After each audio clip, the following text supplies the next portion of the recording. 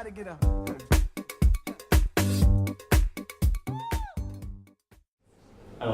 la situation clinique est un peu particulière. C'est un enfant de 12 ans qui a une anémie congénitale avec des déficiences visuelles congénitales bilatérales, qui nous est envoyé depuis 3 semaines, malgré tous les traitements classiques, lubrifiant, pommade, occlusion. Il présente un ulcère persistant, comme on peut le voir, si je peux la voir. Bon.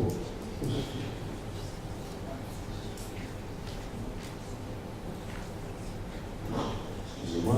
Donc on voit effectivement un pic infiltrastromal, un ulcère central avec un gros grossissement. Sur le plan fonctionnel, vu le contexte, la baisse d'acuité visuelle est modérée, donc c'est effectivement une déficience visuelle, mais il y a une photophobie, cet enfant est vraiment très gêné. Donc dans ce contexte d'ulcère chronique résistant au traitement classique, effectivement dans ce service, ça va faire 5-6 ans que j'ai la possibilité d'avoir accès à ce nouveau traitement qui est le classicol. Donc plutôt que dans ce contexte pédiatrique, envisager ce qui serait logique d'une membrane amniotique, on a proposé d'évaluer ce traitement par la thérapie, le traitement de cet ulcère par la thérapie matricielle. Le schéma thérapeutique, comme vous le voyez en bas, est très simple. Une goutte de ce traitement tous les 2 jours pendant plusieurs semaines en fonction de l'évolution. Et on voit dès le 6e jour une légère modification de l'état de la surface oculaire avec un infiltrat qui diminue un petit peu mais qui est présent.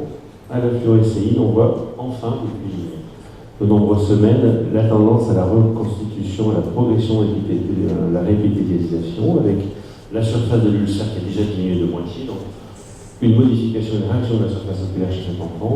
À J13,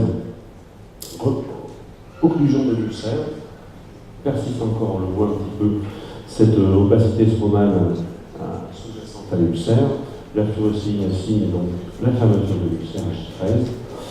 À J20, même l'état cornéen, même la réaction inflammatoire sous-jacente qui était apparue au moment de l'ulcération chronique a diminué et le stroma devient plus clair. Donc, rapidement, effectivement, c'est le principe est sur les nanopolymères, la fameuse cage de Faraday qui va se déposer sur la matrice extracellulaire, qui va mimer un petit peu les protéines de la constitution de la matrice extracellulaire, et donc faciliter sur cette matrice reconstituée la prolifération de cellules épithéliales et donc la cicatrisation.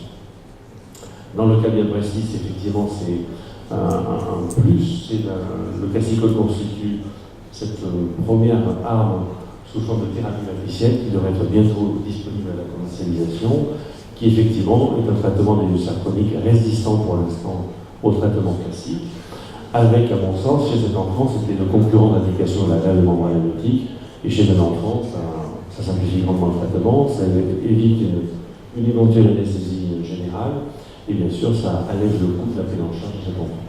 Voilà, merci.